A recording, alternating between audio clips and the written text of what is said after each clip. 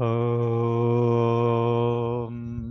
पूर्णमदः पूर्णमिदं पूर्णात् पूर्णमुदच्यते पूर्णस्य पूर्णमादाय पूर्णमेवावशिष्यते।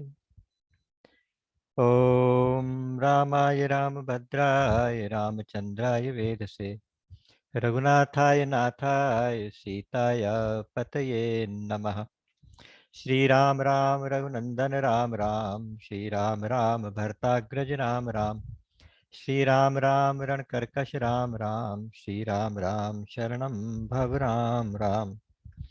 श्री रामचंद्र चरणौ मनसा स्मरामि, श्री रामचंद्र चरणौ वचसा गृणामि, श्री रामचंद्र चरणौ शिरसा नमामि, श्री रामचंद्र चरणौ शरणं प्रपद्ये। माता रामो मत्पिता रामचंद्रः, स्वामी रामो मत्सखा रामचंद्रः, सर्वस्वं मे रामचंद्रो दयालुर्नान्यं जाने नैव जाने न जाने।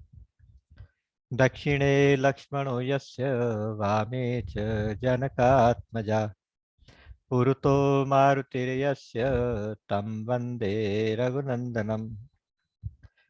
लोकाभिरामं रणरङ्गधीरं, राजीवनेत्रं रघुवंशनाथं, कारुण्यरूपं करुणाकरन्तं श्रीरामचन्द्रं शरणं प्रपद्ये। मनोजवं मारुततुल्यवेगं, जितेन्द्रियं बुद्धिमतां वरिष्ठं, वातात्मजं वानरयूथमुख्यं, श्रीरामदूतं शरणं प्रपद्ये। कूजन्तं राम रामेति मधुरं मधुराक्षरम्, आरुह्य कविताशाखां वन्दे वाल्मीकिकोकिलम्। आपदामपहर्तारं दातारं सर्वसम्पदां, लोकाभिरामं श्रीरामं भूयो भूयो भूयो भूयो भजाम्यहम्। भर्जनं भवबीजानामर्जनं सुखसम्पदां, तर्जनं यमदूतानां राम रामेति गर्जनम्। रामो राजमणिः सदा विजयते, रामं रमेशं भजे। रामेणाभिहता निशाचरचमो, रामाय तस्मै नमः। रामान्नास्ति परायणं परतरं, रामस्य दासोऽस्म्यहम्। रामे चित्तलयः सदा भवतु मे भो, राम मामुद्धर। राम रामेति रामेति रमे रामे मनोरमे, सहस्रनाम तत्तुल्यं राम नाम वरानने। हा रघुनंदन प्राण प्रीते, तुम बिन जियत बहुत दिन बीते। जे दिन गए तुम ही बिनु देखे, ते बिरंच जनि पारहि लेखे। कृपा वारिधर राम खरारी, पाहि पाहि प्रणतार तिहारी। अतुलित बल अतुलित प्रभुताई, मैं मति मंद जानि नहीं पाई। निज कृत कर्म जनित फल पायो, अब प्रभु पाहि शरण तक आयो। असरन सरन बिरद संभारी, मोहि जनि तजहु भगत हितकारी। श्रवण सुजसु सुनियायहु, प्रभु भंजन भव भीर। त्राहि त्राहि आरति हरन, सरन सुखद रघुवीर। मो सम दीन न दीन हित, तुम समान रघुवीर। अस विचारि रघुवंश मणि, हरहु विषम भव भीर। कामिहि नारि प्यारि जिमि, लोभिहि प्रिय जिमि दाम। तिमि रघुनाथ निरंतर, प्रिय लागहु मोहि राम। राम राम।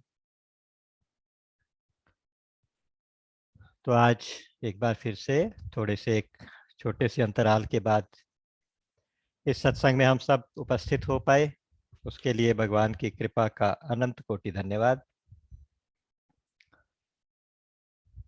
आप सबके हृदयों में बैठे हुए भगवान के श्री चरणों में मेरा कोटि कोटि नमन और आप सबका हार्दिक अभिनंदन। श्री रामचरितमानस परिक्रमा के इस कार्यक्रम में पिछली बार हमने विश्वामित्र जी का प्रसंग पढ़ा, देखा और विश्वामित्र जी के यज्ञ की रक्षा के बाद हमारे दोनों राजकुमार श्री राम और लक्ष्मण गुरु विश्वामित्र जी के साथ साथ जनकपुरी की यात्रा पर चल पड़े थे। आपको याद होगा अगर रास्ते में एक आश्रम दिखाई दिया था, जंगल के बीच में बिल्कुल सुनसान आश्रम था, सूना पड़ा था। बाहर एक नारी के रूप में शिला रखी थी। राम जी ने पूछा कि ये शिला क्या है, तो गुरु विश्वामित्र जी ने कहा था, गौतम नारी श्राप बस, उपल देह धरि धीर। चरण कमल रज चाहती, कृपा करहु रघुवीर। गुरु जी आदेश दे सकते हैं, आदेश है या प्रार्थना है। आप देखिए कितने सुंदर शब्द है, कृपा करो रघुवीर। है रघुवीर, कृपा करो इस नारी के ऊपर। ये गौतम की नारी है, श्रापवश शिला बन गई है। असल में ये जो अहल्या वाला प्रसंग है, पिछली बार हम कर चुके हैं, फिर भी इसको लेते हुए फिर आगे चलना है।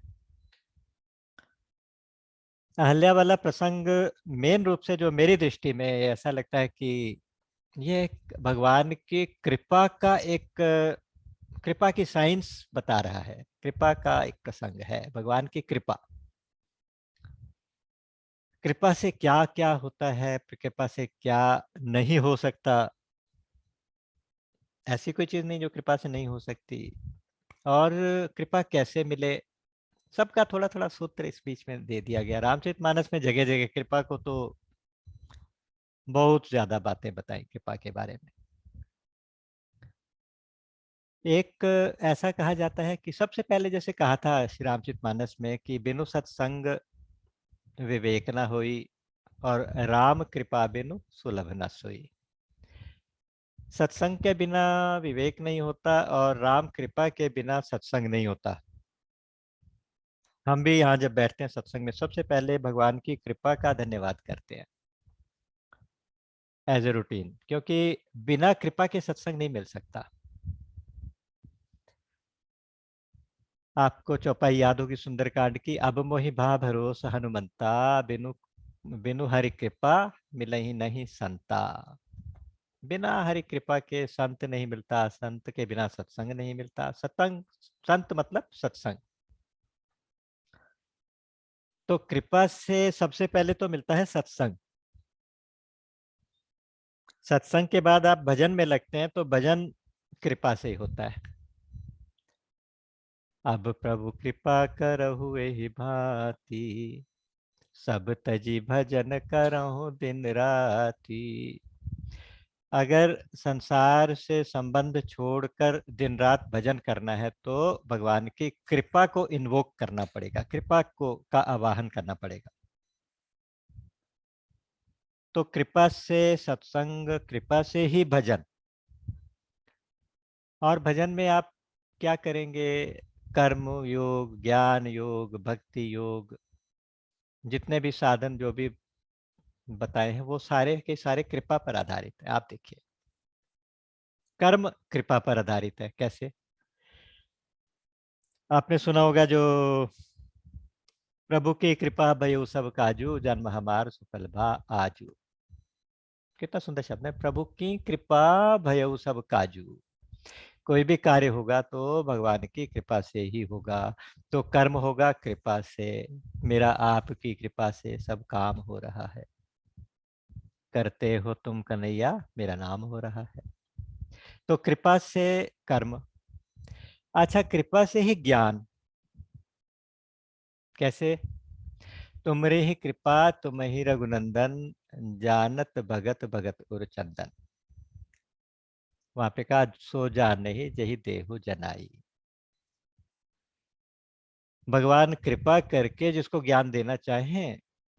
अब गीता जी में भी ऐसे ही कहा गया, कृपा से ज्ञान का दीपक भक्त के हृदय में भगवान जला देते हैं।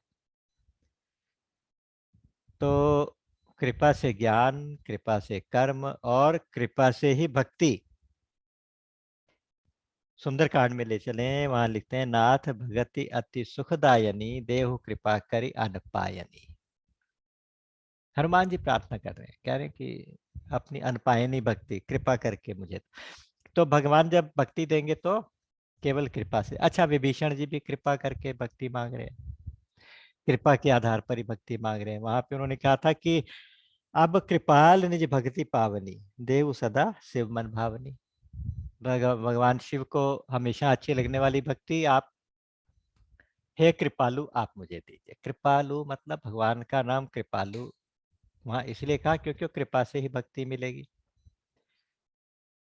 तो तीनों चीजें कर्म ज्ञान भक्ति। भक्ति के बाद शक्ति भी मिलेगी, भक्ति के बाद मुक्ति भी मिलेगी, तो सब कृपा से मिलेगी। आप देखते चलिए श्री रामचरितमानस में जगह जगह प्रसंग भरे होंगे, भरे होंगे। एक उदाहरण के लिए थोड़ा थोड़ा संकेत करके आगे बढ़ रहे हैं। शक्ति का प्रमाण फिर आगे उसमें चलिए, अपने सुंदरकांड में राम कृपा बल पाई कपिंदा, भय पच्चयुत मनहु गिरिंदा। भगवान राम की जब सेना चलती है तो वानरों में क्या बल होता है, कितना बल? कहते नहीं नहीं नहीं, राम कृपा बल पाई कपिंदा। कपि जो थे राम की कृपा का बल पाके कैसे हो गए? जैसे बहुत बड़े बड़े पहाड़ों को पंख लग गए, पहाड़ जितने विशाल हो गए वो वानर। और पंख लग के जैसे उड़ जाता है कोई, तो ऐसे पंख लगा के उड़ जाता है, इतने शक्तिशाली हो गए। और रावण को भी जब जाके उनके दूत बताते हैं कि क्या है, वो कहते सहज सूर कपि भालु सब, पुनि सिर पर प्रभु राम। तो भगवान राम जिसके सिर पे है, भगवान राम जिस पे कृपा करते हैं, तो वो शक्तिशाली हो जाता है। शक्ति भी उससे मिली। अच्छा, मुक्ति भी भगवान राम के, वो तो खैर मुक्ति तो जितने लोगों को मुक्ति दी है सब जगह देखेंगे वहां कृपालु शब्द, कृपा कृपा कृपा। रावण को मुक्ति दी तो देवताओं ने जब प्रार्थना की तो वहां भगवान को, वहां पे क्या कहा? मुकुंद कहा, कृपा कृपा की वजह से आपने मुक्ति दी, कृपा कृपा कृपा। अच्छा, मंदोदरी प्रार्थना कर रही है, अहा नाथ, वो कौन सा दोहा था उसमें माँ कहती है, अहा नाथ रघुनाथ सम, कृपा सिंधु नहीं आन। रघुनाथ के समान और दूसरा कृपा का सागर कोई नहीं है। जोगी वृंद दुर्लभ गति, तो ही दीनी भगवान। अपने रावण का पति को सुनाकर कह रही हैं, उनके विलाप कर रही हैं मंदोदरी जी। तो कह रही हैं कि रघुनाथ के समान और कोई कृपा करने वाला होता ही नहीं, क्योंकि आपको उन्होंने वो दुर्लभ गति दे दी, वो दुर्लभ गति, वो मुक्ति दे दी जो बड़े बड़े योगियों को भी नहीं मिलती, उनके लिए भी दुर्लभ होती है। योगी वृंद दुर्लभ गति, तो ही दीनी भगवान। कृपा से मिली मुक्ति। ये जो 9 चीजें हैं ना, ये नौ नौ चीजें आ गई हैं इसके अंदर।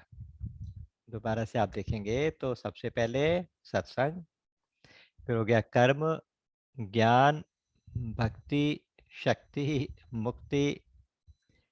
ये 8, और 9वीं चीज हो गई चैतन्यता। बुद्धि में चैतन्यता आएगी, उसका प्रमाण यहाँ पे दिया। चरण कमल रज चाहती कृपा करहु रघुवीर।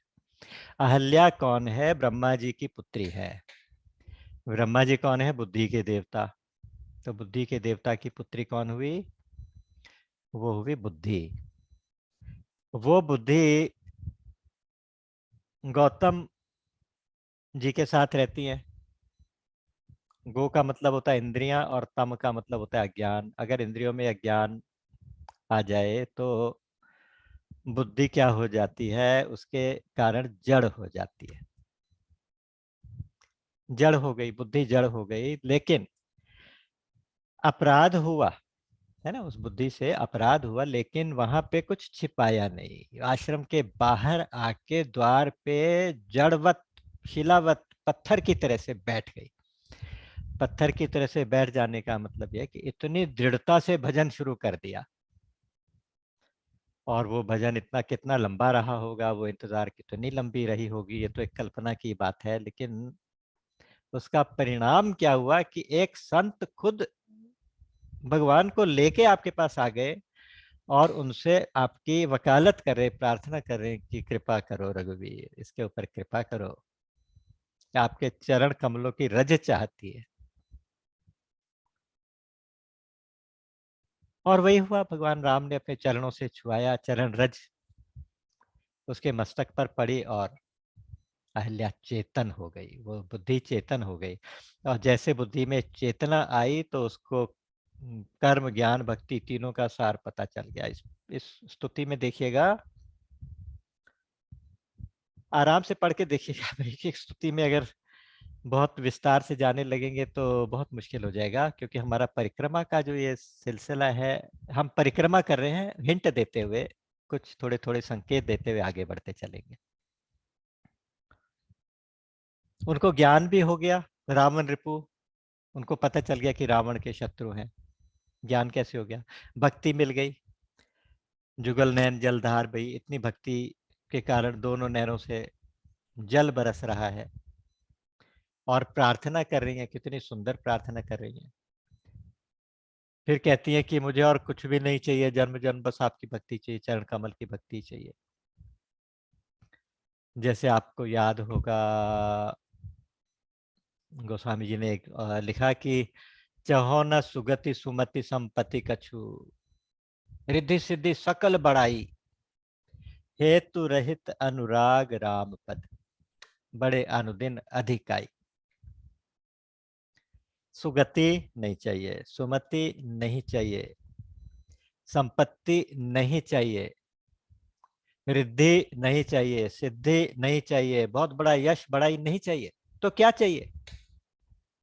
जो होना सुगति सुमति संपत्ति कछु, रिद्धि सिद्धि सकल बड़ाई, कुछ नहीं चाहिए। हेतु रहित अनुराग राम पद, भगवान राम के चरणों में हेतु रहित अनुराग, निस्वार्थ प्रेम, निष्काम प्रेम, ये वरदान चाहिए। और केवल इतना ही नहीं कह के रुकते, वहां गोस्वामी जी कहते हैं कि बड़े अनुदिन अधिकाई। जैसे भरत जी मांगते हैं, सीताराम चरण रति मोरे, अनुदिन बढ़ऊ अनुग्रह तोरे, प्रयागराज से प्रार्थना कर रहे हैं, श्री सीताराम के चरणों में मेरा अनुराग दिन रात बढ़ता रहे, बढ़ता रहे। तो ये प्रतिक्षण वर्धमानम, ये भक्ति, यहाँ ये यहाँ ये अपनी अहल्या जी भी यही भक्ति मांग रही। जही पद सुर सरिता परम पुनीता, प्रगट भई शिव शीस धरी, सोई पद पंकज जही पूजत अज मम सिर धरे कृपालु हरि। आपने कौन सा चरण मेरे सिर पे रखा जिस चरणों के नाखून से गंगा जी निकली, जो सारे जगत को पावन करने वाली। और वो गंगा जी जो आपके चरणों से निकली, भगवान शिव ने अपने सिर पे धारण कर ली। और वाह, आज वो चरण आपने मेरे सिर पे धरे। तो यहाँ इतना सुंदर भाव,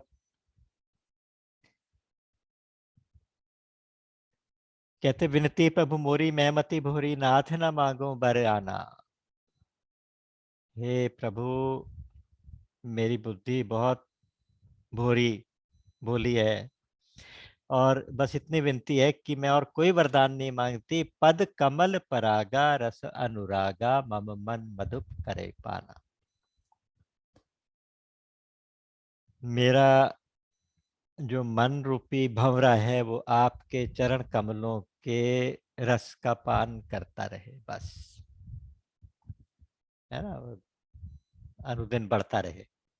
तो इस प्रकार से वरदान मांगा, और इस कृपा के इस प्रसंग में अंत में इस सवाल का भी जवाब दिया कि कृपा कैसे मिले, कृपा कैसे मिले।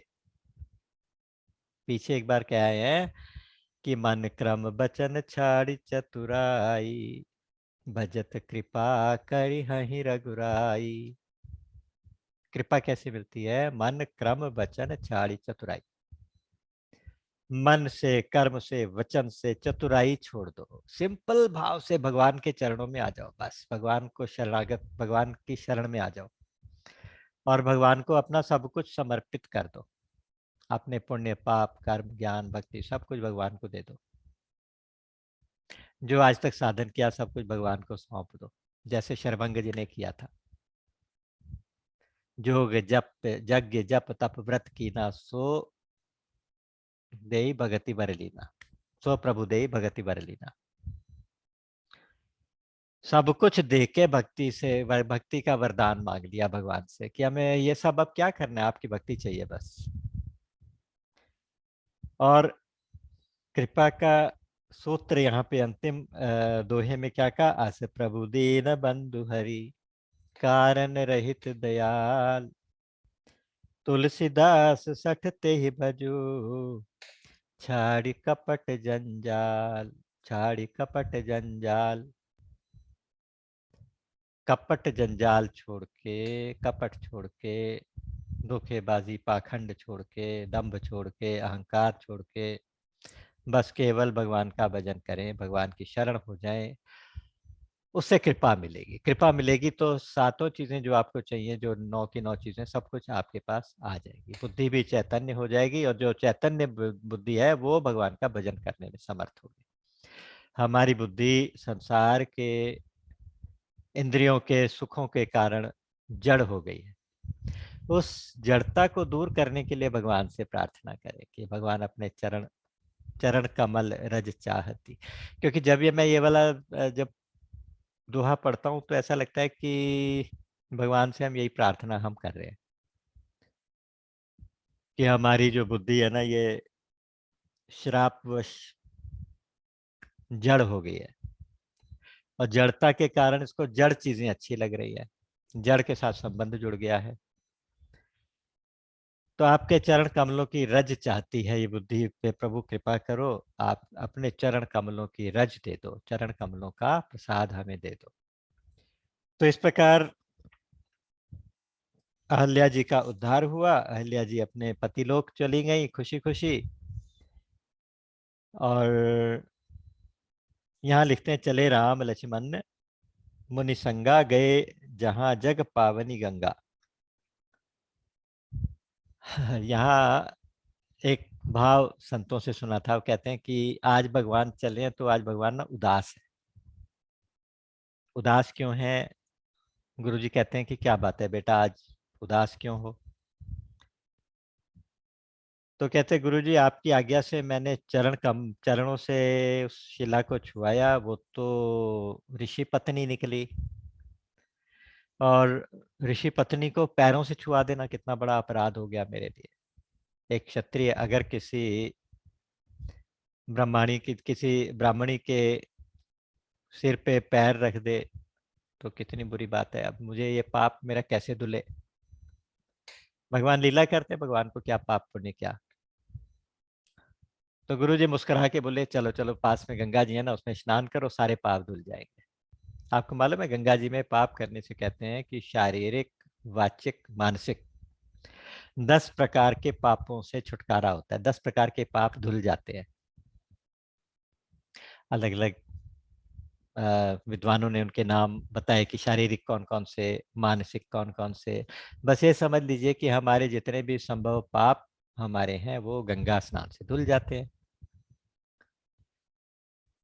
तो एक गंगा नदी के बारे में थोड़ी सी बात इतना मुझे जरूर कहनी है गंगा मैया के बारे में कि गंगा कोई साधारण नदी नहीं है।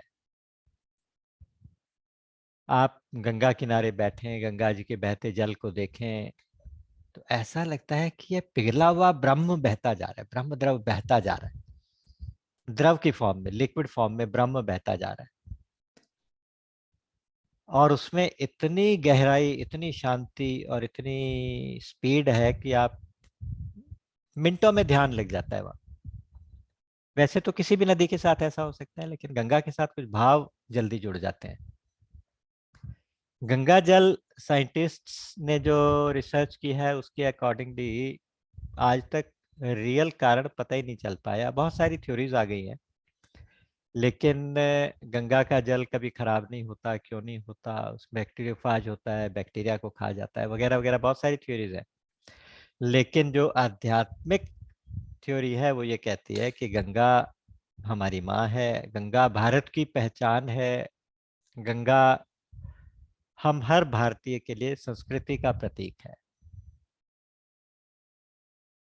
अभी गंगा दशहरा, गंगा जी के अवतरण का दिन आने वाला है, मेरे ख्याल में 9 जून को इस बार पड़ेगा। ज्येष्ठ की शुक्ला दशमी ऐसे होता है, गंगा दशहरा होता है। तो यहाँ पे कहते हैं कि गादी सुन सब कथा सुनाई, जय विधि जय प्रकार सुरसरी मही आई। ये गंगा नदी पृथ्वी पे आई है, पृथ्वी की नहीं है। ये यहाँ पे ये बात प्रूव हो गई कि ये पृथ्वी में से निकली हुई, पहाड़ों में से निकली हुई नदी नहीं है, ये ऊपर से, इसलिए सुरसरिता कहा गया, इसलिए उसको सुरसरी कहा गया, देव देव नदी कहा गया, देवा पगा कहा गया, देवताओं की नदी है ये। तो उन्होंने गंगा के अवतरण की कथा राम जी को सुनाई है। उसके बाद राम जी ने स्नान किया। गंगा के अवतरण की कथा में एक मुख्य कथा तो जो होती, बहुत सारी कथाएं हैं, मुख्य कथा जो होती है वो ये होती है कि सूर्यवंश में एक राजा हुए, उनका नाम था राजा सगर। बहुत बड़े प्रतापी राजा थे। उनकी 2 पत्नियां थीं, सुमति और केशिनी। सुमति के 60,000 पुत्र हुए, सभी खूब बलशाली थे, खूब अच्छे थे। और केशिनी का एक बेटा हुआ, उसका नाम था उसका बेटा, उसका नाम था असमंजस। और असमंजस का भी एक बेटा हुआ, उसका नाम था अंशुमान। अच्छा, जो असमंजस था, असमंजस थोड़ा सा उसका व्यवहार कुछ प्रजा के प्रति अच्छा नहीं था, तो उसको राजा सगर ने देश निकाला दे दिया था। तो एक बार राजा सगर ने अश्वमेध यज्ञ किया। अश्वमेध यज्ञ वो होता है जिसमें यज्ञ करते हैं, घोड़ा छोड़ दिया जाता है। वो घोड़ा, उसके साथ सेना छोड़ दी जाती है। वो घोड़ा अपनी मर्जी से जहां जहां, जिस जिस नगर में, जिस जिस देश में जाए, उसके पीछे पीछे सेना चलती है। अगर जहां से घोड़ा गुजर गया, जहां से घोड़ा निकल गया, तो वो उस अश्वमेध यज्ञ करने वाले राजा के अधिकार क्षेत्र में आ गया। तो उससे बचने के लिए लोग, जिस देश में से निकल रहा है, जिस प्रदेश में से, जगह से निकल रहा है, वो राज्य वाले राजा उस घोड़े को रोक लेते थे, घोड़े को पकड़ लेते थे। जब घोड़ा पकड़ा गया तो वहां पे युद्ध होता था। तो फिर युद्ध में फिर उसको, उस राजा को जीत के फिर घोड़ा आगे बढ़ जाता था। इस प्रकार की कथाएं। अश्वमेध यज्ञ हुआ। तो सगर ने अश्वमेध यज्ञ किया। राजा इंद्र ने शरारत सोची, उसने अश्वमेध यज्ञ का घोड़ा चुरा लिया। तो जैसे चुरा के वो भागा, तो पीछे से 60,000 बेटे राजा सगर के साथ में, जो अंशुमान था, वो पोता जो था, वो सब लोग गए, ढूंढते ढूंढते ढूंढते ढूंढते जाके जब पीछा करने लगे, तो इंद्र ने डर के मारे, इंद्र ने डर के मारे वो घोड़ा कपिल मुनि के आश्रम में जाके बांध दिया और आप भाग गया। घोड़ा ढूंढते ढूंढते जब सब लोग पहुंचे, सेना पहुंची, तो देखा कपिल मुनि के आश्रम में घोड़ा बंधा है। तो उनसे जाके विनम्रता से पूछने की बजाय, वो जो 60,000 बेटे थे, उन सब ने जाके कपिल मुनि के साथ कठोरता से कुछ बात की, बदतमीजी से बात की। कपिल जी को पता नहीं था घोड़े की, उनको कथा क्या, उनको घोड़े का क्या करना था, तो उन्हें पता ही नहीं था कि उनके आश्रम में कोई बांध गया। तो उन्होंने श्राप देके उन सभी 60,000 पुत्रों को वहीं पे भस्म कर दिया। अब अकेला अंशुमान रह गया। अंशुमान ने थोड़ी चतुराई दिखाई, उसने जाके कपिल मुनि के पैर पकड़ लिए और उनसे प्रार्थना की कि प्रभु आपके आश्रम में घोड़ा है, अगर इजाजत हो तो हम ले जाएं। तो उन्होंने कहा ले जाओ। तो उसने फिर और दूसरी प्रार्थना की कि प्रभु ये बताइए कि इन मेरे भाइयों का उद्धार कैसे होगा। बोले कि अब तो ये भस्म हो चुके हैं, उद्धार तो नहीं होगा, लेकिन हाँ इनकी आत्मा शांत हो इसलिए उसके लिए केवल गंगा नदी का जो जल है, गंगा का जल अगर इनको मिल जाए तो इनका उद्धार हो सकता है। और गंगा नदी कहाँ से आएगी कि गंगा नदी तो स्वर्ग में है, वो यहाँ पे है नहीं। ब्रह्मा जी उसके अधिष्ठाता है, ब्रह्मा जी के कमंडल में रहती है। तो अंशुमान ने बहुत बड़ा तप किया। ब्रह्मा जी का वो तप पूरा नहीं हुआ, अंशुमान की मृत्यु हो गई। फिर दिलीप आए, दिलीप ने तप किया। उसके बाद भगीरथ आए, तो भगीरथ ने भी तप किया। 3 जनरेशन तक ये चलता रहा। तो ब्रह्मा जी प्रसन्न हुए, उन्होंने कहा वरदान मांगो। बोले कि हमें गंगा जी चाहिए पृथ्वी के लिए। बोले कि मैं दे तो दूंगा, लेकिन गंगा जी का वेग जब मैं नीचे डालूंगा तो उसका वेग संभालेगा कौन। तो आप उसके लिए, वेग संभालने के लिए, उनकी स्पीड को संभालने के लिए सिर्फ शंकर जी समर्थ हैं। पहले शंकर भगवान से परमिशन लेके आओ। अब उन्होंने फिर 1000 साल तक शंकर जी का तप किया, शंकर जी को प्रसन्न किया, उनसे प्रार्थना की। तो शंकर भगवान ने अपनी जटाएं खोल के उन जटाओं में गंगा का वेग धारण किया और उसमें से एक पतली सी धारा पृथ्वी के लिए छोड़ी। और वो फिर भगीरथ आगे आगे चले, गंगा जी आगे पीछे पीछे चली, और वो गंगा जहाँ से होके कपिल मुनि के आश्रम से भी होके गई। तो जहां जहां से होके गई वो सबका उद्धार होता चला गया। एक कथा तो ये आती है, और बाकी और बहुत सारी कथाएं आती हैं कि जैसे जब वामन अवतार में, वामन का रूप धारण करके विष्णु जी जब राजा बलि के पास पहुंचे, 3 पग पृथ्वी का दान मांगा। सबने कथा सुनी है, शॉर्ट में बताऊंगा।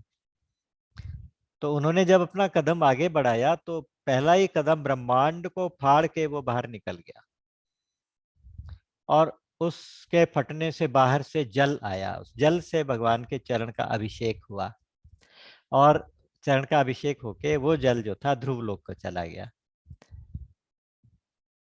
तो उसको विष्णुपदी नाम दिया गया।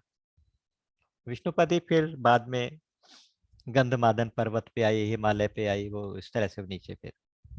तो गंधमादन पे उसका नाम अलकनंदा हुआ, हिमालय पे उसका नाम भागीरथी हुआ, उससे नीचे आई तो उसका नाम गंगा हुआ। तो जितनी भी कथाएं हैं वो सब यही डिनोट करती हैं कि ये गंगा नदी, ये जिसको हम माँ कहते हैं, जो पतित पावनी है, वो गंगा नदी कोई साधारण नदी नहीं है कि हिमालय में से निकली और जाके गंगा सागर तक समा गई। ये एक विलक्षण नदी है। तो इसलिए गीता, गंगा, गायत्री, गौ, गोविंद, ये सब इनका स्थान बहुत ऊंचा है, बहुत ऊंचा। तो गंगा नदी की स्टोरी सुनाई और गंगा जी में स्नान किया। तब प्रभु ऋषि समेत नहाए, विविध दान मई देवन पाए। हाँ, स्नान और दान ये दोनों चीजें गंगा जी के साथ जुड़ी होती हैं। गंगा दशहरा भी आता है ना, तो उसमें कहा जाता है कि इसमें जितना स्नान करो और दान दो। तो स्नान और दान किया गया यहाँ पे भी। उसके बाद अब भगवान प्रसन्न होके चले, हर्षि चले मुनिवृंद समाज। भगवान को प्रसन्न होके चले कि अब ठीक है, अब गंगा स्नान हो गया। तो भगवान की लीला है। तो अब धीरे धीरे करके जनकपुरी में आ गए हैं। जनकपुरी में इतनी सुंदर नगरी है जनकपुर जो है, जनक जी का जो राज्य है। बहुत दिनों के बाद, जंगल में रह रहे थे, आज बहुत दिन के बाद नगर देखा, फिर नगर भी वो जनक जी का। तो दोहा नंबर 211 से 214 के बीच में जनकपुर की सुंदरता का वर्णन किया गया। बहुत सुंदर सुंदर बगीचे हैं, उसमें फूल खिले हुए हैं, हर तरह के फूल हैं सुगंधित। उनके ऊपर भंवरे गुंजार कर रहे हैं, वृक्ष है, वृक्ष फलों से लदे हुए हैं। और उनके ऊपर पशु पक्षी, जंगल में रहते हैं, पशु रहते हैं, पक्षी पेड़ों पे कूदते रहते हैं। तो वो इतना सुंदर रम्य एटमॉस्फेयर बना हुआ है वहां पे। थोड़ा सा आगे चलते हैं तो जब देखते हैं कि आगे बाजार आ गया, तो बाजार देखने लायक था जनकपुर का। वो कहते हैं कि सारे व्यापारी ऐसे हैं जैसे कुबेर बैठे हो, दुकानें भरी हुई माल से खूब अच्छे से, और खूब अच्छा व्यापार, और इतने धनी। फिर सड़कें बहुत सुंदर, साफ सुथरी सड़कें, साफ सुथरी गलियां, साफ सुथरे चौक, डिसिप्लिन्ड नगरवासी। और वहां कहा गया कि नगरवासी जितने भी हैं वो सारे धर्मशील, ज्ञानी, गुणवंता, सारे धार्मिक लोग हैं, ज्ञानी हैं, गुणवान गुणवान लोग हैं। मतलब देखिए, एक दर्शन मात्र से सब पता चल रहा है राम जी को कि ये कैसे कैसे लोग।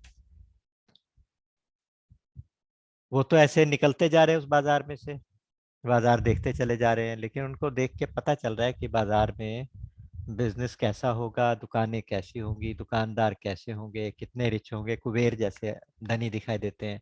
और गलियां चौबारे वो तो खैर पता चल ही जाता है।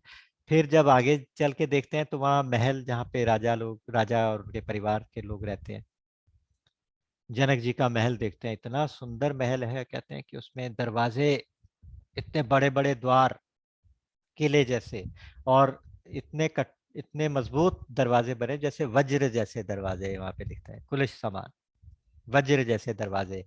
उनके ऊपर मणियां लगी हुई हैं, हीरे लगे हुए हैं। और जो वो देखते हैं कि महल में जो पर्दे लगे हैं, खिड़कियों के ऊपर, चौबारे के ऊपर पर्दे लगे हैं, उन पर्दों के ऊपर सोने की जरी से काम किया हुआ है, और हीरे और मणियां लगी हैं पर्दों के ऊपर। इतना वैभव, इतनी संपत्ति, इतना ऐश्वर्य वो वहां पे देख रहे हैं, और भगवान देख देख के खुश हो रहे हैं। फिर आगे देखते हैं कि महल के पास एक अलग से घुड़साल बनी हुई, उसमें रेयर ब्रीड के इतने अच्छे अच्छे घोड़े, हाथी, रथ, सैनिक, नौकर चाकर, उधर सेवक, और बंदी, चारण, मागध, ये सब सूत नट जितने भी लोग हैं, इतना कुछ, इतना रौनक वहां दिखती है। लेकिन आगे जाके इन सब में रुकते नहीं है भगवान, देखते जाते हैं, आगे चले जाते हैं। आगे जाके देखते हैं कि आम का बागीचा है, अमराई है, अमराई के साथ उनको देख के बहुत अच्छी जगह लगती है। विश्वामित्र जी कहते हैं कि क्या हम यहाँ रुक जाए?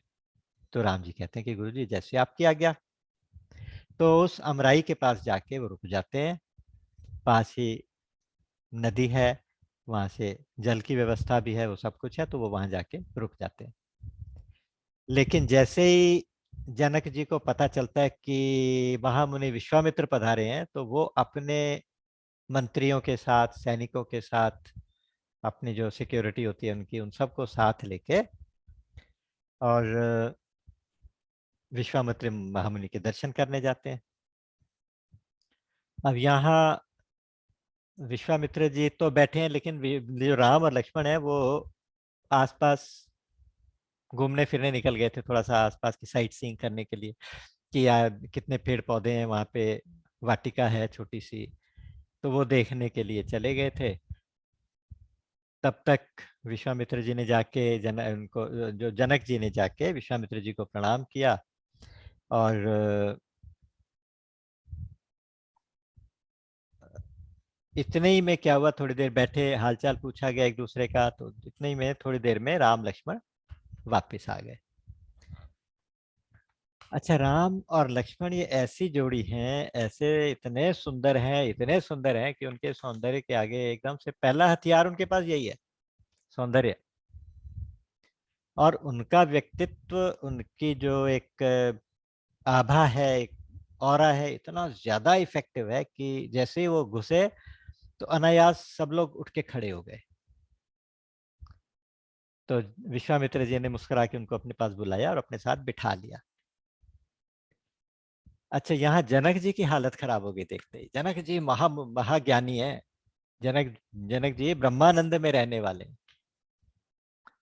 ब्रह्मानंद कैसा होता है कि सभी आनंदों से बढ़ के, एक के बाद एक स्टेप वाइज देखें कौन सा आनंद कैसा मनुष्य का आनंद उससे बड़ा, उससे 100 गुना गंधर्व का आनंद, उससे 100 गुना देवता का आनंद, देवताओं में भी कैटेगरीज, उससे 100 गुना इंद्र का आनंद, इंद्र से 100 गुना ब्रह्मा जी, बृहस्पति जी का आनंद, बृहस्पति जी से भी 100 गुना ब्रह्मा जी का आनंद, ब्रह्मानंद। जनक जी हमेशा ब्रह्मानंद में रहते हैं, हमेशा, यानी वो हमेशा एक तरह से समाधिस्थ रहते हैं, ब्रह्मानंद में रहते हैं, ब्रह्म ज्ञानी है बहुत बड़े। तो आज यहाँ पे जो उनकी हालत हुई है वो देखने लायक है। वो क्या कहते हैं,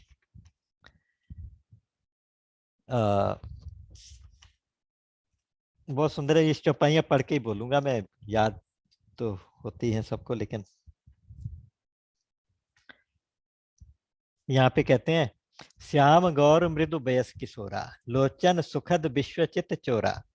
सारी दुनिया के चित्त को चुराने वाले चोर तो हैं, चुराते तो हैं चित्त को, लेकिन अच्छे लगते हैं, सबको सुख देते हैं। मान लो हमारा कोई चित्त चुरा ले तो हमें वो अच्छा ही लगेगा, वो प्रभु अगर हमारा चित्त चुरा ले तो ऐसा नहीं है कि हम उनको कहेंगे आपने मेरा मन क्यों चुरा लिया। तो सुखद भी है, चित्त चोर भी है। यहाँ बड़ी सुंदर बात लिखते हैं, उठे सकल जब रघुपति आए, जैसे राम जी आए तो सब उठ के खड़े हो गए, विश्वामित्र जी ने पास बिठाया। तब यहाँ पे बहुत सुंदर लिखते हैं, मूर्ति मधुर मनोहर देखी, भयो विदेहु विदेहु विशेषी। मूर्ति मधुर मनोहर देखी, भयो विदेह विदेह विशेषी। जनक जी को एक उपाधि मिली हुई थी, विदेह। विदेह का मतलब वो देह से बाहर रहते, देह से बाहर मतलब कि देह के साथ उनका ज्यादा व्यापार, ज्यादा संबंध रहता नहीं था। शरीर के दुख सुख को महसूस नहीं करते, शरीर के मान अपमान को महसूस नहीं करते, शरीर से परे वो आत्मा के लेवल पे रहते हैं, तो इसलिए उनको कहते हैं विदेह। लेकिन आज कहते हैं कि जैसे ही ये इतनी मधुर मनोहर मूर्ति देखी तो आज वो विदेह विशेष रूप से विदेह हो गए। इतनी सुंदर चौपाई लिखी है, विदेह जो थे विशेष रूप से विदेह हो गए। आज तक ज्ञान के कारण विदेह थे, आज भक्ति के और प्रेम के कारण विदेह हो गए, इसलिए विशेष विदेह हो गए। तो ये विदेह होना, देह से संबंध का छूट जाना, ज्ञान से भी होता है और भक्ति से भी होता है, प्रेम से भी होता है। भगवान राम के प्रति उनके हृदय में इतना प्रेम उमड़ा उमड़ा कि आज वो एक तरह का विदेह थे, दूसरी तरह से विदेह हो गए। या ऐसा भी आप कह सकते हैं कि क्योंकि जिस निर्गुण निराकार ब्रह्म की उपासना में, ध्यान में, समाधि में वो रहते थे, आज वही निर्गुण निराकार ब्रह्म उनके सामने शरीर धारण करके आ गया, देह रूप में आ गया। उस देह रूप ब्रह्म को देखकर उनकी जो वृत्तियों ने था, जनक जी की वृत्तियों ने अपने वापस देह में आने का वो फैसला कर लिया कि आज जो साक्षात ब्रह्म मेरे सामने खड़ा है, कभी ऐ हकीकत मुंतजर नजरा लिबास से मजाज में, कि हजारों सजदे तड़प रहे हैं मेरे जबीन नियाज में।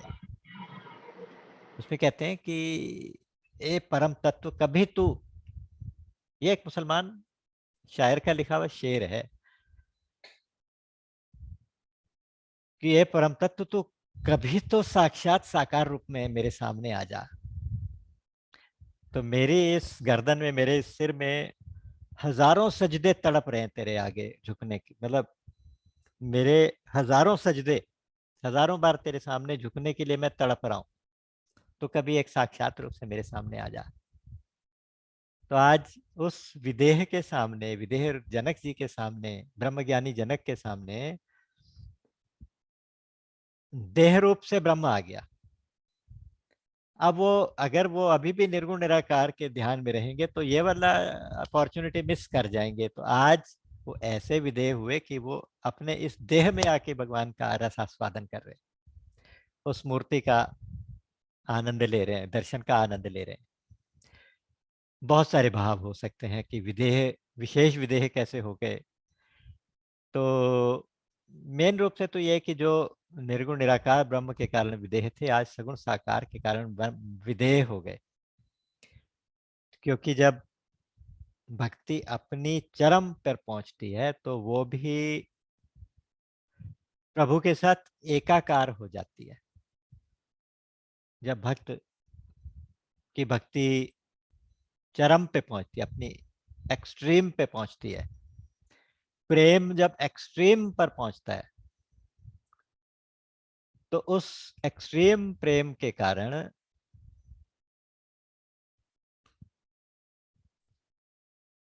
वो जो भक्त है भगवान के साथ एक हो जाता है। तो वो जो भगवान के साथ एक हो जाने वाला भाव है, वो विदेह हो जाने वाला भाव है। तो आज मूर्ति मधुर मनोहर देखिए, भयो विदेह विदेह विशेषी। तो अब प्रेम मगन मन जान नृप करि विवेक धरि धीर, बोले मुनि पद नाई सिर गदगद गिरा गंभीर। आज मुख से आवाज नहीं निकल रही, गदगद हो रहे। पूछना चाहते हैं मुनि से कि ये कौन है। पहचान तो रहे हैं अंदर से, लेकिन अभी भी जैसे भगवान जब मुस्कुरा के देख लेते हैं तो सब कुछ भुला देते हैं। आज जनक जी को भुला दिया, उनके अपने अपनी सुध बुध खो बैठे हैं। तो वो मुनि के चरणों में अपने मन को बहुत मुश्किल से समझा रहे हैं, धैर्य धारण करके वो मुनि के चरणों में सिर नवा के पूछ रहे हैं, पूछना चाहते हैं। क्या पूछते हैं? कहु नाथ सुंदर दो बालक, नृप मुनि कुल तिलक के नृप कुल पालक। यहाँ दो शब्द दिए, दो पद हैं, बल्कि आप ये कहिए कि हे नाथ, ये दोनों सुंदर बालक मुनिकुल तिलक हैं या नृपकुल पालक हैं? मुनिकुल तिलक मुनियों के शिरोमणि, मुनियों के शिरोमणि है कि अगर ये मुनि है तो मतलब ये टॉप क्लास मुनि है, हाई एंड मुनि है आजकल की भाषा में बोले तो। और अगर ये राजा के बेटे हैं तो ये साधारण राजा के बेटे नहीं है, नृपकुल पालक हैं, ये सारे राजाओं के भी सम्राट हैं, राजाधिराज महाराज, सारे राजाओं के भी पालक हैं। हालांकि जो यह प्रश्न बनता था वो उल्टा बनता था, मुनिकुल पालक हैं या नृपकुल तिलक हैं। नृपकुल तिलक मतलब राजाओं के तिलक हैं, राजाओं के सम्राट हैं, या मुनियों के पालक हैं, तो एक ही बात हो जाती। तो यहाँ उल्टा बोल रहे हैं, दोनों दोनों भाव हैं।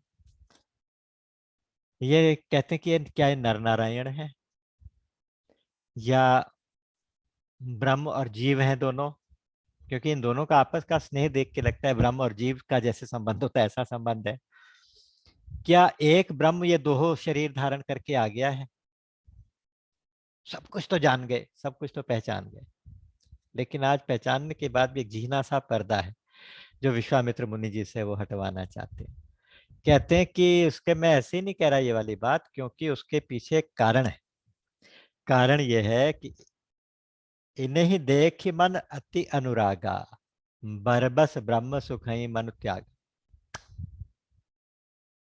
इनको देख के इतना ज्यादा प्रेम उमड़ रहा है कि मैं जो हमेशा ब्रह्मानंद में रहता हूँ उस ब्रह्मानंद को भी छोड़ने का मन कर रहा है। मेरा मन जो है ब्रह्मानंद को छोड़ के इस आनंद को लेने की प्रतीक्षा में है, इस आनंद को लेना चाहता है। इनके दर्शन का जो आनंद है वो मैं लेना चाहता हूँ। तो ये आप मुझे प्लीज बताओ, ये है कौन? कि क्या ये वही ब्रह्म है जो दो वेश धारण करके आ गया? सहज विराग रूप मन मोरा, थकित हो तो जिमी चंद चकोरा। ऐसा लगता है कि ये चांद है, मैं चकोर हूं, इनको देखता रहूं। आज तक मेरे साथ ऐसा नहीं हुआ, क्योंकि मैं तो सहज विराग रूप मन मोरा, मेरा तो बहुत सहज भाव से कह रहे हैं ये बात, कोई अपने अभिमान से नहीं कह रहे, कि मेरा मन कहीं अटकता ही नहीं, संसार में किसी रूप में अटक जाए ऐसा होता ही नहीं। इस सौंदर्य में मेरा मन अटक रहा है, इस रूप में अटक रहा है, तो ये अलौकिक सौंदर्य है, ये लौकिक सौंदर्य नहीं हो सकता। सहज विराग रूप मन मोरा, थकित होत जिमे चंद चकोरा। जैसे चकोर चंद्रमा को देख के बिल्कुल स्तब्ध होके बैठ जाता है, ऐसे मेरा मन हो रहा है। और ब्रह्म सुख में रहने वाला मेरा मन अब इस सुख को लेना चाहता है। ब्रह्म सुख छोटा पड़ गया इसके आगे, ब्रह्मानंद छोटा पड़ गया। आप कृपा करके छुपाओ मत करना, आप कृपा करके मुझे बताना ये है कौन। इन्हीं बिलोकत अति अनुरागा, बरबस ब्रह्म सुख ही मन त्यागा, कह मुनि बिहसी कह नृपनि का। अच्छा, इस बीच में, यहाँ जो बीच में चौपाई तो नहीं है इस तरह की, लेकिन आप इमेजिन कर सकते हैं कि इस प्रश्न के बाद विश्वामित्र जी राम और लक्ष्मण को देख रहे हैं कि भैया अब तो पोल खुल गई। राम जी मुस्कुरा के गुरु जी को हल्का सा सिर हिला के इशारा करते हैं कि नहीं, बताना नहीं, नहीं तो लीला कैसे होगी। अगर अभी से पता चल गया कि ये ब्रह्म है और ये साक्षात इस रूप में आ गए हैं, तो फिर आगे लीला कैसे होगी। अगर कोई एक्टर बहुत अच्छी एक्टिंग कर रहा हो और जाके कोई दूसरा उसके सामने उसकी असली पहचान से उसके साथ हेलो हेलो कराए, तो फिर लीला खराब होती है। तो बोले कि नहीं नहीं, आप अभी बताना मत। धीरे से इशारा किया गुरुजी को। तो गुरुजी ने भी इनडायरेक्ट बताया, क्योंकि अब जनक जी की प्रार्थना, इतने महामुनि इतने महाज्ञानी जनक प्रार्थना कर रहे हो, साथ में कह रहे हैं कि कृपा करके आप छिपाओ मत करना, मेरे से बताना जरूर। तो उन्होंने कहा कि हाँ हाँ राजन, आप ठीक पहचान रहे हो, ये वो हैं जिनको देख के सारी दुनिया खुश होती है। तुम्हारी तो बात ही क्या। इनको इनको देख के तो सारी दुनिया को सुख मिलता है, सारे संसार को सुख मिलता है। कह मुनि बिहसी कहो नृपलिका, बचन तुम्हार ना हो ये लिखा। हाँ हाँ राजन, आप बिल्कुल सत्य कहते हैं। आपका वचन कभी असत्य नहीं हो सकता। आप जो कह रहे हैं आपके वचन असत्य नहीं है। यहाँ पे कह के हिंट दे दिया, क्योंकि आपने पूछा था कि ब्रह्म क्या दोनों रूपों में आ गया, क्या ये ब्रह्म जीव जैसे हैं, तो ऐसे कहते हैं हाँ। ए प्रिय सबई जहां लगे प्राणी, जितने भी प्राणी है सबको ही प्यारे लगते हैं। तो राम जी मन ही मन मुस्कुरा रहे हैं कि चलो गुरुजी ने थोड़ी सी लाज रख दी, हमारी पोल डायरेक्टली नहीं खोली, हमारा परिचय एकदम सीधा सीधा नहीं दिया। फिर अपना सांसारिक परिचय देते हैं, रघुकुल मनि दशरथ के जाए और ममहित लागी नरेश पठाए। ये रघुकुल मणि जो दशरथ जी हैं, ये उनके दोनों बेटे हैं, और मेरे हित के लिए, मेरी रक्षा के लिए, मेरे यज्ञ की रक्षा के लिए राजन ने मेरे साथ भेजे हैं। और दोनों के नाम राम और लक्ष्मण हैं। राम लखन दो बंधुवर, रूपशील बलधाम, मखर आखेऊ सब साखी जग, जिते असुर संग्राम। इन्होंने मेरे यज्ञ की रक्षा की और सारे असुरों को संग्राम में जीता। तो इन्होंने, इसलिए मेरे साथ इनके पिताजी ने भेजा है। लेकिन आज कहते हैं कि आज फिर से जनक जी फिर क्या कह रहे हैं। कह रही है दोनों भाई ऐसे हैं कि ये तो आनंद को भी आनंद देने वाले। अगर किसी को आनंद मिले तो आनंद को आनंद बनाने वाला कौन? जो आनंद सिंधु सुख राशि, सीकर थे त्रैलोक सुपासी। उनके नामकरण में इसका सूत्र छिपा हुआ है। जो आनंद का सागर है, ऐसा सागर जिसके एक सीकर से, सीख के छींटे से तीनों लोग तृप्त हो जाए आनंद से। तो आनंद हूं के आनंद दाता, और इनके प्रीति परस्परि पावनी, कही न जाई मन भाव सुहावनी। सुनो नाथ कह मुदित विदेहु, ब्रह्म जीव इव सहज स्नेह। इन दोनों का ब्रह्म और जीव जैसा सहज स्नेह है। ये आनंद के भी आनंद देने वाले हैं, ये वही ब्रह्म ब्रह्म है। यहाँ यहाँ जनक जी ने मोहर लगा दी। और जनक जी जैसे महाज्ञानी ने ये भी मोहर लगा दी है कि जो निर्गुण निराकार ब्रह्म है वही सगुण साकार होके आ भी सकता है। तभी तो उन्होंने कहा कि क्या ये वही वाला है जिसको निगम, जिसको शास्त्र, जिसको वेद नेति नेति कहते हैं, वो दो शरीर धारण करके आ गया क्या? ये वही है।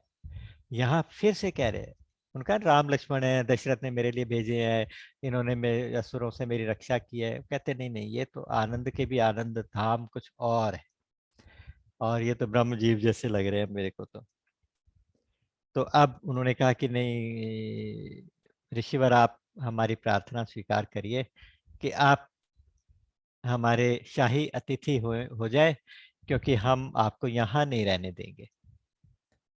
तो आप यहाँ से चल के फिर हमारे साथ महल में रहें। तो उनको लेके महल में ले गए हैं। कहते हैं एक सुंदर सदन है वहाँ पे, एक महल। पीछे भी एक यही शब्द सुंदर सदन भी लिखा है।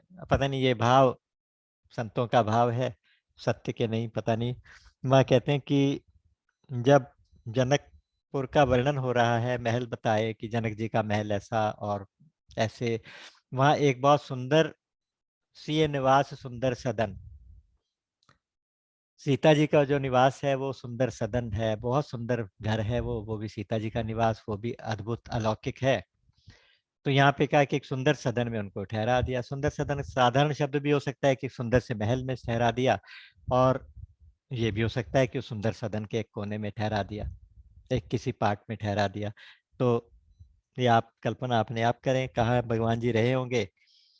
तो वहाँ पे आ गए, वहाँ पे आके भोजन वगैरह हुआ, विश्राम हुआ। अब वो सरकारी मेहमान हैं। शाम हो गई, रात होने वाली है, संध्या वंदन भी हो गया शाम का। तो लखनलाल जी राम जी से धीरे धीरे कहते हैं कि चले थोड़ी देर बाहर घुमाए, नगर घुमाए। तो राम इशारे से चुप कर आते हैं। 2-3 बार ऐसा हुआ तो गुरुजी ने देख लिया। उनका क्या बात है राम? वो कहते हैं कि ये जो लक्ष्मण है ना, ये नगर देखना चाहते हैं, अगर आपकी इजाजत हो तो मैं इसको जाके थोड़ा नगर दिखा लाऊं। तो गुरुजी मुस्कुरा पड़े कि रे तुम दिखाने जाओगे कि तुम दिखने जाओगे? क्योंकि जाओ तुम अपने सुंदर बदन दिखा के, अपने सुंदर चेहरे दिखा के, और अपना नगर वासियों को सुख प्रदान करो। क्योंकि राम बहुत ही कृपालु है। वो यहाँ पे आए हैं, उनका मन करता है कि मैं जनकपुर वासियों को भी कृतार्थ करूं, जनकपुर वासियों को भी उन हमारे दर्शन का आनंद मिले।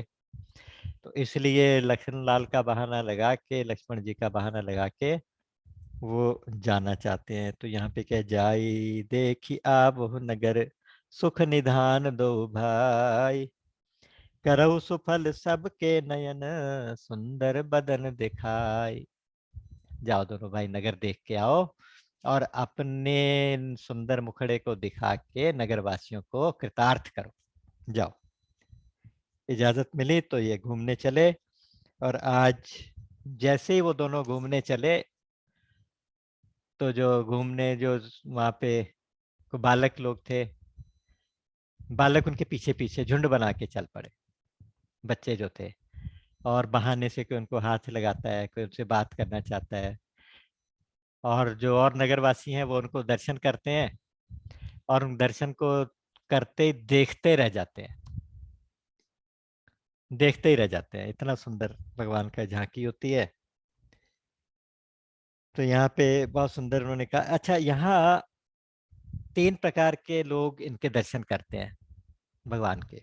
छोटे छोटे बालक हैं, भोले भक्त हैं, उनको भगवान का दर्शन भी हुआ, भगवान का स्पर्श भी मिला, भगवान से वार्तालाप भी हुआ।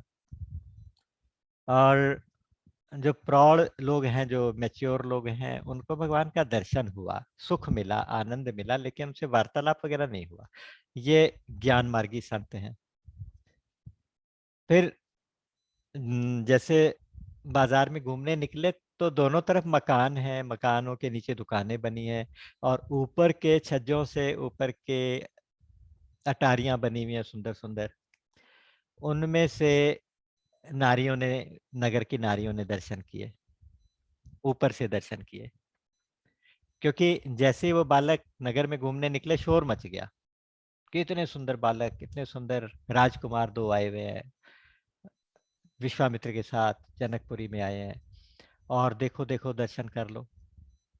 तो सब लोग उनके सारे काम छोड़ के उनके दर्शन करने भागते हैं, सारे काम छोड़ के, जो जो कुछ कर रहा था सब छोड़ छाड़ के भगवान के दर्शन करने भागा।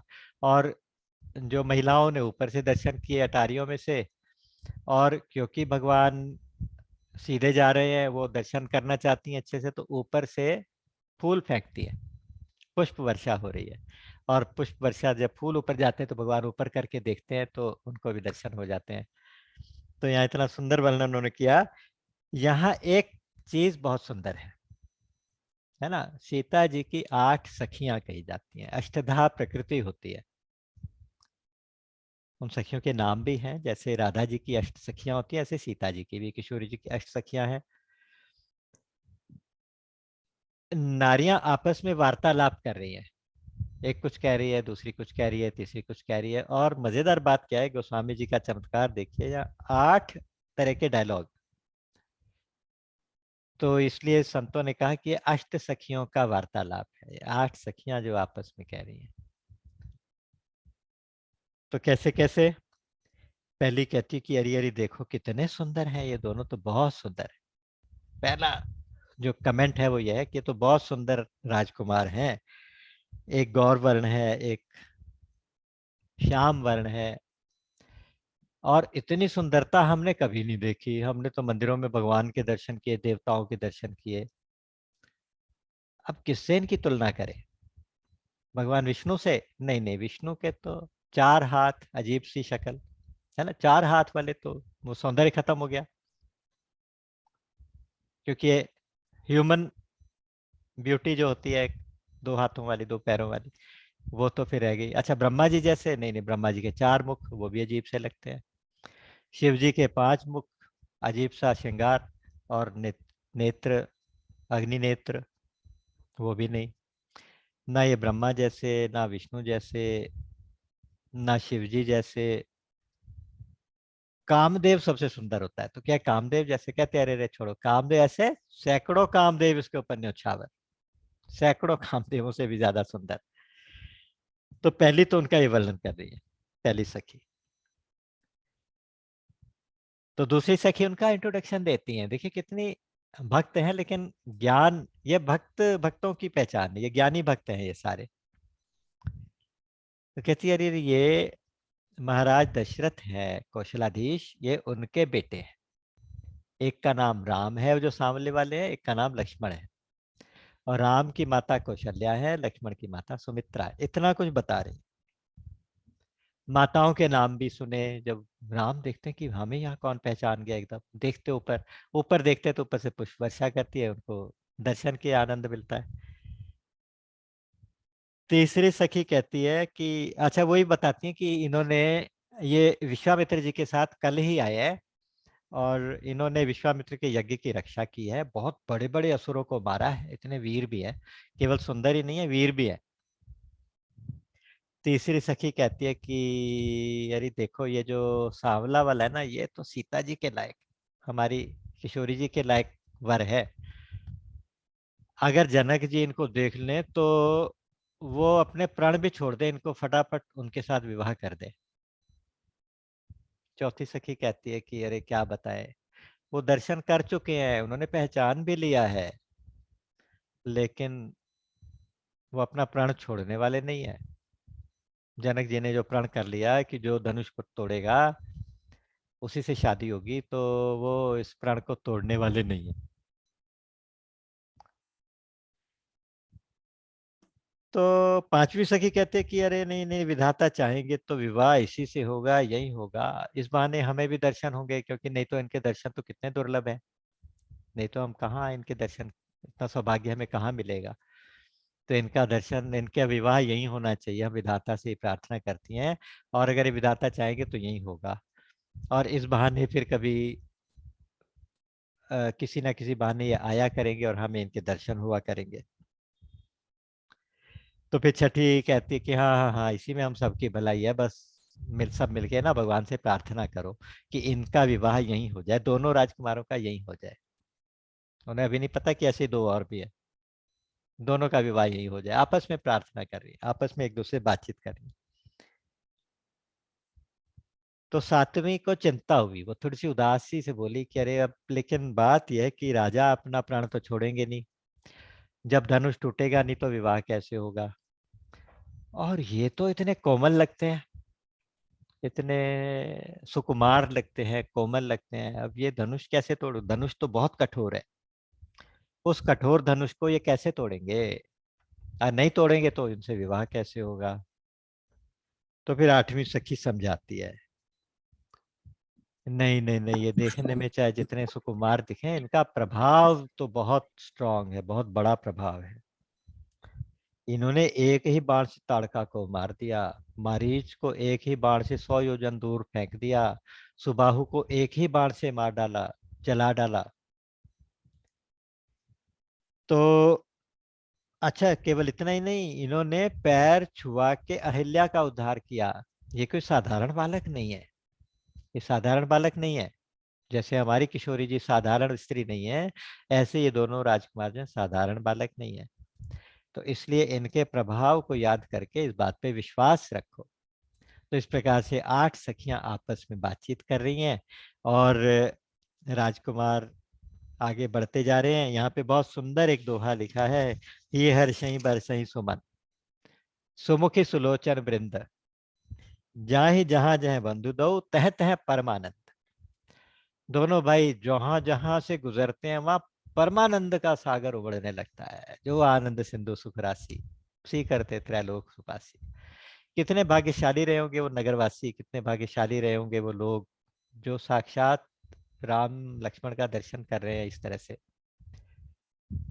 और उनका इतना सुंदर वहां पे श्रृंगार भी उनके वर्णन किया हुआ है, कितने सुंदर हैं। वो कहते हैं कि चौकोर टोपियां लगाई हैं, वो सब कुछ वर्णन भी किया है उन्होंने। तो अब छोटे बालक जो उनके साथ, बच्चों का झुंड जो उनके साथ चल रहा था, वो उनको लेके कहता, आओ आओ आपको एक बहुत अच्छी चीज दिखाएंगे। हमारी जो सियाजू हैं उनका स्वयंवर होना है, और उसमें धनुष है एक बहुत बड़ा, उस धनुष का को जो कोई तोड़ेगा ऐसा। उसे पूरी कहानी सुना दी धनुष यज्ञ की एक बालक ने। दूसरा बालक कहता है, अरे ऐसे क्या बता रहे हो, अब हम दिखाते हैं चल के। राम का हाथ पकड़ के, कोई लक्ष्मण का हाथ पकड़ के इस बहाने से छू के ना, उनको घसीट के अपने अपने साथ दौड़ दौड़ के ले जा रहे हैं। तो बच्चों के साथ राम जी भी घुल मिल गए हैं, और चलते चलते वो धनुष भूमि, धनुष यज्ञ की वो रंगमंच जो जो मंच बनाया हुआ है उसको देखने के लिए गए। वहाँ वर्णन क्या किया गया है कि एक बहुत बड़ा स्टेडियम बनाया गया है ना, जिसको रंगमंच कहा गया, बहुत बड़ा स्टेडियम, रंगभूमि। उसके ठीक बीचों बीच एक गोलाई के अंदर, आप कल्पना करिए गोलाई के अंदर, ये नगर के पूरब में है ना, ये जो मंच बनाया गया, चीज बनाई गई है, स्टेडियम स्पेशल कंस्ट्रक्ट किया गया है धनुष यज्ञ के लिए। और उसमें सेंटर के अंदर एक बहुत बड़ा गोला, पक्का सीमेंटेड है, पत्थरों से बना हुआ, और उसके ऊपर चारों तरफ छोटा छोटा जंगला बना हुआ है, और उसके बीच में वो बड़ा भारी धनुष रखा हुआ है, शिव जी का धनुष। उसके चारों तरफ ऐसे स्क्वायर इस तरह से करके सुंदर सुंदर सोने के मणि जड़ित मणियों से जड़े हुए बड़े बड़े मंच बने हुए हैं, बड़े बड़े जैसे सोफे हम कहते हैं, सोफे लगा दिए बड़े सॉफ्ट से। तो वहाँ सोफों की बजाय वो हीरे मोतियों से जड़े हुए सिंहासन बने हुए हैं, ऐसे लाइन में, ऐसे ऐसे ऐसे ऐसे चारों दिशाओं में वो बिछा दिए गए। वहां पे वो लोग जो कॉम्पिटिटर्स हैं, जो जो यहाँ पर आए हुए हैं, एस्पिरेंट्स, धनुष को देखने वाले, धनुष को तोड़ने वाले, तोड़ने की इच्छा रखने वाले, वो वहां बैठेंगे सबसे आगे। उसके पीछे ऐसे एक फिर गोला सा बना हुआ, गोला ऐसे गोल मतलब शेप के अंदर, उससे थोड़ी सी ऊंची हाइट के ऊपर फिर एक वो बना हुआ है, स्टेज बनी, स्टेज तो नहीं, सीढ़ी, सीट्स बनी हुई, और उन सीट्स के ऊपर वीआईपीज बैठेंगे, वो भी बहुत सुंदर बनी हुई हैं। उनके ऊपर भी बहुत सारी स्टेप्स में बहुत सारी सीट्स हैं, जैसे हमारे यहाँ आजकल स्टेडियम होते हैं ना, उसी तरह की चीज। और वो भी चारों तरफ से है। तो उसके ऊपर सारे नगरवासी बैठेंगे, और सबके ऊपर फिर छोटे छोटे केबिन्स बने हुए, केबिन्स या उन्होंने तो यहाँ लिखा है कि सुंदर सुंदर घर बने हुए। और उन घरों के अंदर जो महिलाएं हैं वो बैठेंगी, और उसमें झरोखे बने हुए हैं, उनके बालकनीज बनी हुई हैं, खिड़कियां बनी हुई हैं। वो हाइट के ऊपर बैठ के वो वहां से लेडीज देखेंगी। और एक साइड पे जहाँ राज परिवार बैठेगा और एक साइड से, जहाँ से उसी साइड से किशोरी जी की एंट्रेंस होगी। ये सब कुछ वहां बना हुआ है। अभी तक यहाँ पे ये वर्णन नहीं किया गया कि राम लक्ष्मण और विश्वामित्र जी के लिए अलग से एक मंच बनाया गया सुंदर। ये अभी यहाँ नहीं बनाया गया, आज नहीं बनाया गया। हो सकता है ये जब देख के चले जाएंगे उसके बाद बनाया गया हो, या ये भी हो सकता है कि इन्होंने अभी यहाँ पे इसका वर्णन ना किया हो। तो इस तरह से उस रंगभूमि में देख के वो सब दिखा रहे हैं कि ये देखो, ये ऐसे बनाया गया, ये वैसे बनाया गया, बच्चे समझा समझा के बता रहे हैं। और भगवान राम इतनी हैरानी से देख रहे हैं कि बहुत सुंदर, बहुत सुंदर, बड़ी तारीफ कर रहे हैं। यहाँ पे फिर याद दिलाते हैं कि ये वो राम है जिनकी एक भ्रिकुटी के इशारे से पूरे अखिल ब्रह्मांड बन जाते हैं। ये सृष्टि उपाई त्रिविध बनाई, संग सहाय न दूजा। वो राम है जो इतने बड़े अखिल ब्रह्मांड के रचयिता, अखिल ब्रह्मांड के नायक, ब्रह्मा के भी बनाने वाले, ब्रह्मा जो सृष्टि बनाते हैं, ब्रह्मा के बनाने वाले। तो ये वो राम है, लेकिन बच्चों को खुश करने के लिए उनकी खूब तारीफ कर रहे हैं। अचानक वो देखते हैं कि संध्या हो गई, रात हो गई, और अभी हमें गुरु सेवा में जाना चाहिए। तो एकदम एक दूसरे को इशारा करते हैं, कहते हैं भाई आज तो बड़ी देर हो गई। परमिशन तो लेके आए थे, लेकिन फिर भी अपनी जो ड्यूटीज हैं, जो सेवा है, वो तो पूरी करनी ही है। भगवान राम के हर चरित्र में से, हर एक्शन में से कोई ना कोई लेसन जरूर मिलता है, शिक्षा जरूर मिलती है। जिस गुरु जी के साथ वो आए हुए हैं, उनको दशरथ जी ने कह के भेजा, अब यही तुम्हारे पिता है, इनको पिता की तरह सेवा करनी, गुरु की तरह सेवा करनी, तुम्हारी ये ड्यूटी है। तो अब उस सेवा में कहीं कोई कसर न रह जाए, ये डिसिप्लिन, हालांकि वो राजकुमार हैं, जो मर्जी करें, घूमे फिरें, लेकिन आज अनुशासन से बंधे हुए हैं। तो आज डरते डरते वो विश्वामित्र जी के पास वापस आते हैं। यहाँ भगवान कहते हैं कि देखो, ये है भजन का प्रताप, ये है भजन का प्रताप। जब कन्हैया, छोटे से कन्हैया मिट्टी मुंह में डाल के खा लेते हैं, और दाऊ भैया जाके उनकी शिकायत करते हैं, तो मैया कहती है कि लाला तूने माटी खाई। तो अचानक लाला कहता है नहीं मैया, मैंने ना खाई, मैंने तो ना खाई। कैसे झूठ बोलता है, मुंह खोल, डंडी हाथ में, मुंह खोल। और यहाँ ऐसा कहते ही भगवान कृष्ण की आंखों से, छोटे से कन्हैया की आंखों से आंसू बहते हैं। मैया छड़ी से धमकाती है तो आंसू बहने लगते हैं। ये भजन का प्रताप, कि जो ब्रह्म को भी डरा दे, जो प्रभु को भी भय की एक्टिंग करने पे मजबूर करे। और यहाँ पे कहते हैं कि यहाँ ये देखो विश्वामित्र जी के भजन का प्रताप, कि राम लक्ष्मण दोनों डरते डरते वापस गुरु जी को जाके प्रणाम करते हैं कि गुरुदेव माफ करना, देर हो गई। और सभय सप्रेम विनीत, तीन शब्द लिखे, सभय सप्रेम और विनीत। डरते डरते और प्रेम सहित और बहुत ही विनम्र भाव से जाके गुरु जी के चरणों में प्रणाम करते हैं और बैठ जाते हैं। तो गुरु जी कहते हैं कि ठीक है, जाओ अब सब लोग अपना संध्या वंदन कर लो, रात हो गई है, फिर रात वाली संध्या करो, फिर सोने की तैयारी करें। रात की संध्या सब लोग करते हैं, सब लोग मतलब जो उनके साथ ऋषि मुनियों का जो झुंड भी साथ में आया हुआ है, और ये राम लक्ष्मण भी और गुरु जी भी, सब लोग संध्या वंदन करने के बाद, इतनी सुंदर रात्रि है, कहते हैं कि आज अश्विन शुक्ला चतुर्दशी की रात्रि है, अश्विन मास की शुक्ल पक्ष की चतुर्दशी रात्रि है। तो वो इतनी सुंदर रात्रि को देख के बैठे। कुछ सोने से पहले गुरुजी का एक नियम है कि वो सत्संग भी करते हैं। गुरुजी पहले कहते हैं कि जाओ संध्या वंदन करो, उसके बाद बैठ के यहाँ थोड़ी कथा सुनो। सत्संग जैसे हमारे यहाँ होता है कि भाई सोने से पहले थोड़ी देर टीवी देखो, सीरियल देखो, वो सब वहाँ नहीं होता उनके। हम कहाँ से कहाँ पहुंच गई, हमारी संस्कृति कहाँ से कहाँ आ गई। हमारी सोने से पहले हैवी खाना खाएंगे, फिर लेट के टीवी देखेंगे, फिर सोएंगे। यहाँ पे क्या है कि पहले आप संध्या वंदन करेंगे, उसके बाद बैठ के सत्संग करेंगे। आपको वो कथाएं मालूम होंगी, फिर भी सुनेंगे, ध्यान से सुनेंगे गुरुजी से। और उसके बाद गुरुजी आज्ञा देंगे कि चलो अब सो जाते हैं। फिर गुरुजी सोएंगे तो दोनों बच्चे बैठ के, दोनों राजकुमार बैठ के उनके चरण दबाते हैं, बार बार कहते हैं चलो राम, चलो लक्ष्मण, अच्छा जाओ अब तुम भी सो जाओ। फिर भी दबाते रहते हैं, फिर कहते हैं अच्छा बेटा जाओ जाओ, ठीक है सो जाओ। गुरुजी कहते हैं अब मुझे नींद, देखते हैं कि धीरे धीरे गुरुजी को नींद आ रही है, तो वो बहुत धीरे धीरे से अपना वहां से बाहर जाते हैं। फिर जाके राम जी जैसे लेटते हैं तो लक्ष्मण जी उनके पैर दबाने बैठ जाते हैं। अब उनकी ड्यूटी है कि अब राम की सेवा।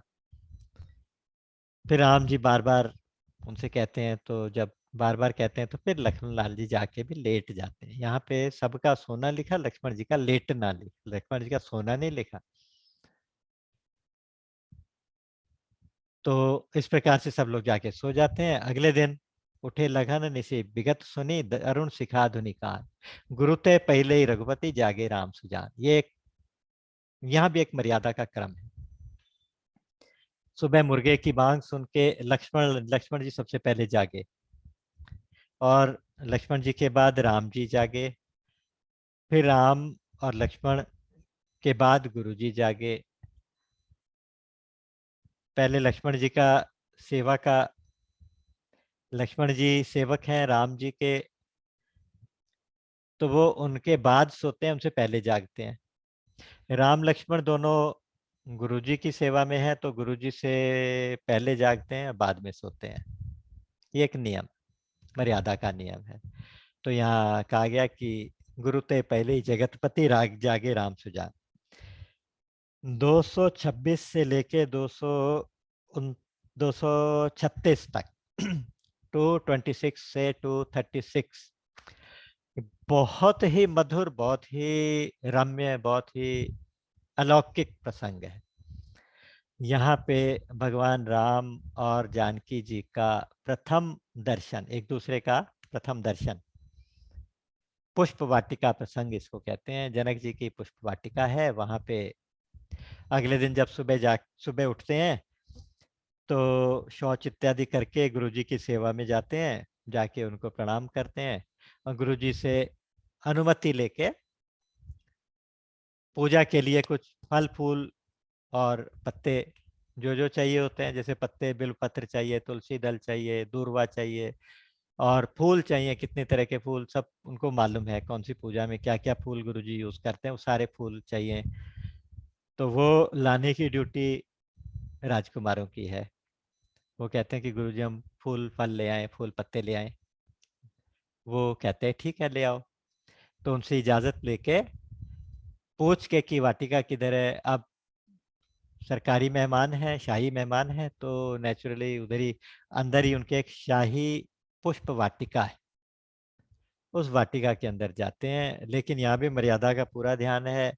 इधर उधर देख के देखते हैं कि कहाँ चौकीदार कहाँ है। चौकीदार माली जो बैठे हैं उनसे पूछते हैं कि भैया हम थोड़ा सा पूजा के लिए फल फूल ले लें। वो कहते हैं नहीं नहीं, मैं तुम्हें, आप बैठे, मैं आपके लिए ला देता हूँ। कहते हैं नहीं नहीं भैया, हम अपने आप ले लेंगे, क्योंकि यह हमारी गुरु सेवा है, तो हमने अपने गुरु की सेवा के लिए ले जाने हैं। तो ये सेवा तो हम अपने हाथ से ही करेंगे। चाहते तो बैठ के माली तोड़ के ले आता, कहते नहीं। तो वो कुछ फूल और पत्ते इकट्ठे करने लगे। यहाँ पे देखते हैं कि भगवान राम की वाटिका बहुत सुंदर लग रही है, बहुत सुंदर वाटिका है। उस वाटिका का थोड़ा सा वर्णन इन्होंने किया है। उन्होंने कहा कि वहाँ के वसंत ऋतु कभी आई थी, लेकिन वसंत ऋतु को पता चला था कि एक दिन राम यहाँ पे आए थे, आएंगे राम के दर्शन के लिए। वो वसंत ऋतु वहीं रह गई, यानी उस वाटिका के अंदर हमेशा के लिए वसंत ऋतु है। अर्थात उसी तरह से हरियाली है, उसी तरह से सुंदर सुंदर फूल खिले हैं, सुगंधित हवा चल रही है, ना ज्यादा गर्मी ना ज्यादा सर्दी, बहुत अच्छा मौसम। उस वाटिका में वसंत ऋतु वहीं रह गई है। पत्ते फल फूल सब एक साथ लगे हैं पेड़ों के ऊपर। नॉर्मली क्या होता है कि पेड़ के ऊपर अगर पहले फल लगेगा, फल फिर फूल में परिवर्तित हो जाएगा, तो उस टाइम फल लगे होंगे तो फूल नहीं होंगे। तो कहते हैं यहाँ आज पेड़ों के ऊपर फल भी हैं, फूल भी हैं, पत्ते भी हैं। तो सारी ऋतुएं एक साथ हैं, सारे मौसम एक साथ। आज सारी ऋतुएं भगवान का दर्शन करना चाहती हैं। और कहाँ कहाँ के पक्षी, चातक हैं, मोर हैं, तोते हैं,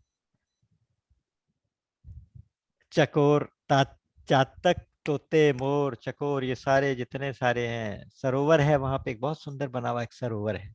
उस सरोवर के अंदर रंग बिरंगे कमल एक साथ खिले हुए हैं।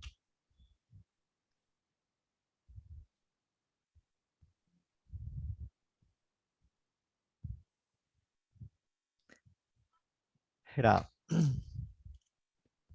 अच्छा, उस सरोवर में जो सीढ़ियां हैं उनके ऊपर बहुत सारी मणियां लगी हैं, बहुत सुंदर सीढ़ियां हैं। और उसी बीच जानकी जी का प्रवेश होता है। इतना सुंदर प्रसंग है, मुझे लगता है इसको थोड़ा सा और आनंद लेके, थोड़ा सा रस लेके अगली बार ही करेंगे। आज जल्दी से नहीं पढ़ेंगे, क्योंकि इसमें तो इतने सुंदर प्रसंग तो बहुत बहुत बहुत आनंद लेके पढ़ने चाहिए। आज समय तो भी है, लेकिन 5-7 मिनट, लेकिन लगता है कि आज यहीं पे विराम दे देते हैं। और अगली बार फिर जैसे जैसे प्रभु की कृपा होगी, उस कृपा का धन्यवाद करते हुए दोबारा से हम फिर से एक बार हाजिर होंगे, और भगवान के साथ पुष्प वाटिका में किशोरी जी का दर्शन करेंगे, और किशोरी जी के साथ मिलकर राम जी का दर्शन करेंगे। हम तो दोनों के चाकर हैं। हम तो दोनों की तरफ से दर्शन करेंगे।